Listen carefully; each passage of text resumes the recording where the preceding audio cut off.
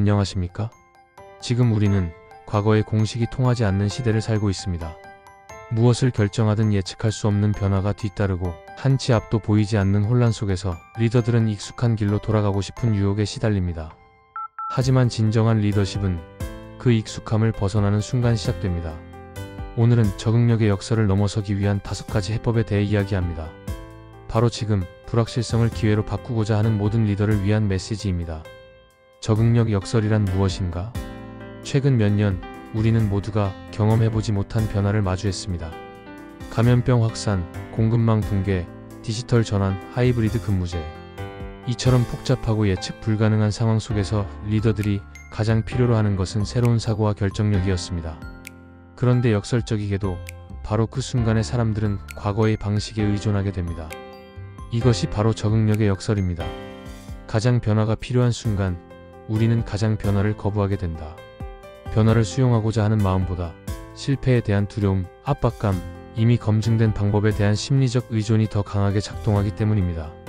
이러한 인간의 자연스러운 본능을 넘어설 수 있는 방법은 적응력이라는 메타 기술을 체계적으로 길러내는 것입니다. 적응력은 기술이 아니라 태도다. 적응력은 단순한 문제 해결 능력이 아닙니다. 그것은 배우는 법을 배우는 능력이며 빠르게 변화하는 환경 속에서 자신을 재설계하고 성장시킬 수 있는 유연한 사고방식입니다. 맥킨지 연구에 따르면 적응력은 다음과 같은 결과와 밀접하게 연결됩니다. 더 나은 학습 속도와 창의적 사고, 업무성과 향상 및 자기 효능감 증대, 회복 탄력성, 웰빙, 사회적 지지감, 삶의 만족도. 단순히 위기를 이겨내는 회복 탄력성을 넘어서 위기를 계기로 삼는 전환 능력, 그것이 바로 적응력입니다. 적응력을 키우는 5가지 전략. 이제 본격적으로 이 시대의 리더들이 실천할 수 있는 5가지 구체적인 적응력 개발 전략을 살펴보겠습니다. 1. 웰빙을 리더십의 기반으로 삼아라. 팬데믹 이후 수많은 리더들이 조직원들의 건강을 돌보는 데 집중했습니다. 하지만 정작 자신의 에너지 고갈은 돌아보지 못한 경우가 많습니다.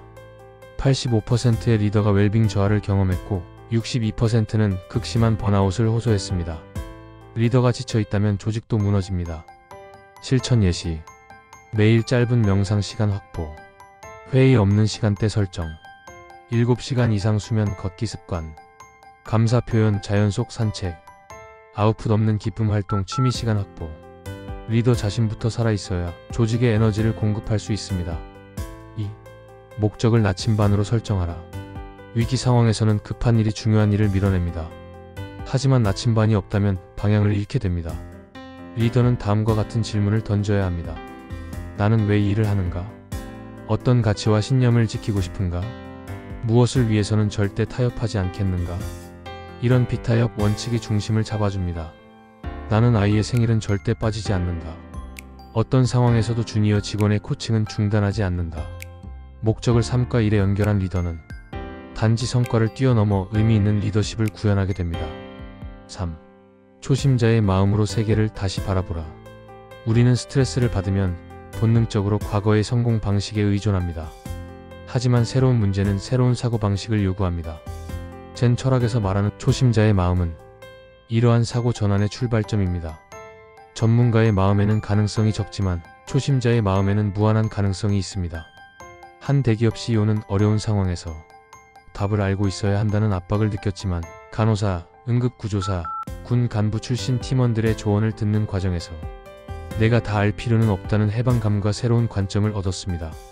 4. 더 깊고 다양한 관계를 만들어라. 리더십의 본질은 사람과 사람 사이의 연결입니다. 진짜 적응력은 혼자서가 아니라 사람과의 신뢰 속에서 탄생합니다.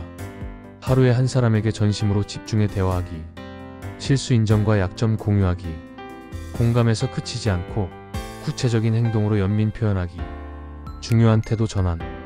이 문제를 왜 이제서야 말했나요 에서 내가 왜 이 말을 꺼내기 어려운 분위기를 만들었을까로 전환하기. 진정성 있는 관계는 팀의 심리적 안정감을 높이며 솔직한 피드백과 더 나은 집단 학습으로 연결됩니다. 5. 학습이 안전한 문화를 만들어라.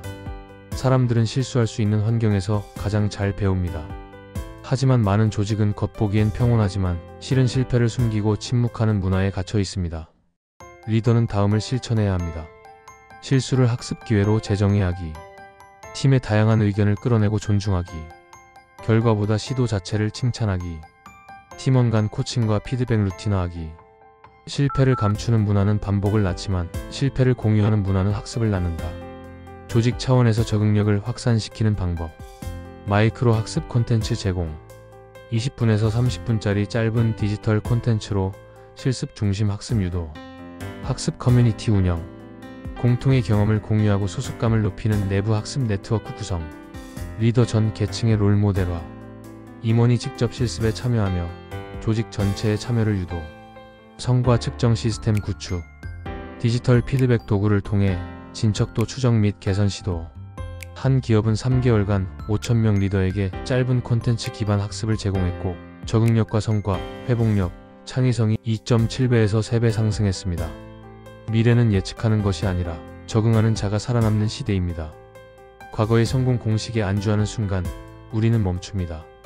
그러나 지금 이 순간 익숙함을 내려놓고 배움을 선택한다면 우리는 단지 위기를 버텨내는 것이 아니라 그 위기를 성장의 발판으로 바꿀 수 있습니다. 배우는 법을 배우는 힘, 그것이야말로 이 시대 리더의 가장 중요한 자산입니다. 감사합니다.